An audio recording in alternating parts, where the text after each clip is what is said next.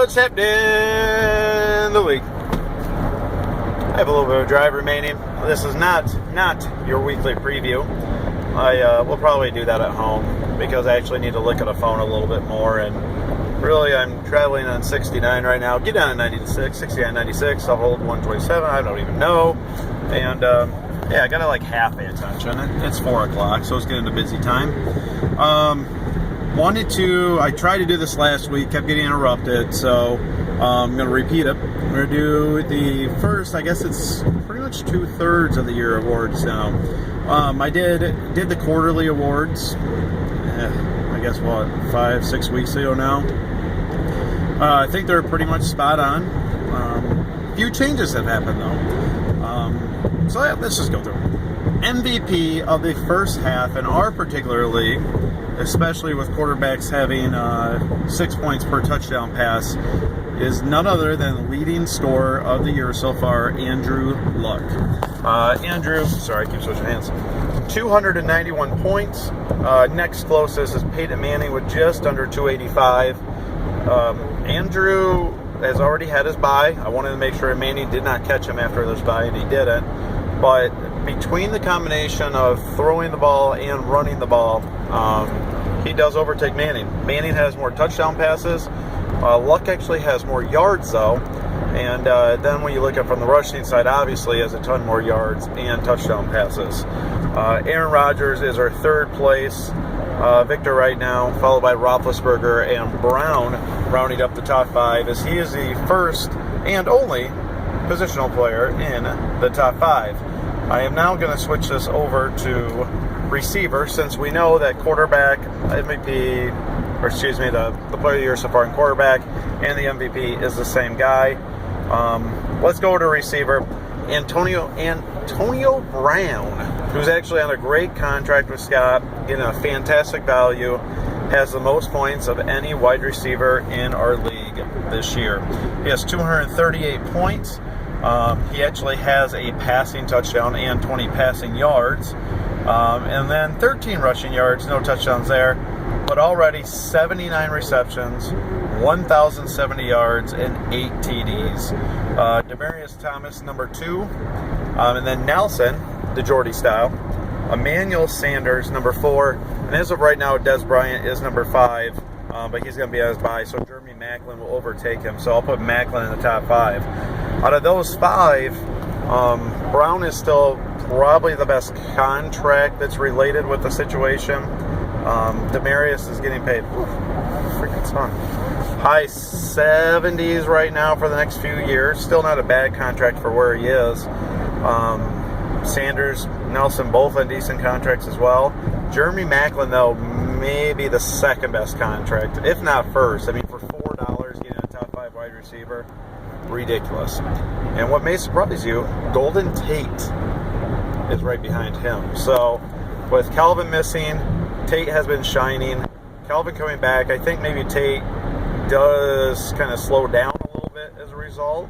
The question just really is how much, and you know, that's what I don't know. You don't know. Maybe he actually even gets more points because some attention will be going to Calvin. I don't know. For the running back position, as of right now, before this week, DeMarco Murray has 219 fantasy points. Matt Forte, who already had his bye, has 210. So I'm going to give the first 2/3 of the year MVP at running back, or player of the year, whatever you want to call it, to Matt Forte. I hate myself every single day for trading him. Forte or Dash should just have him. I don't know. And he has contributed highly to Jared Bunk's success so far this year. Ugh, that sickens me. Makes me mad. So I'm going to put him as number 1. I think Murray will hold on to the number 2 position. Le'Veon has not had his bye yet. He is actually number 3 with 195 points. And then we're followed by Marshawn Lynch and a little bit of a surprise at Arian Foster. If we're relating the best contracts intertwined with that, it's not Forte. It's probably going to have to be Le'Veon Bell or Arian Foster, even though Foster got picked up via baloney type situation, which I'm glad we took care of now.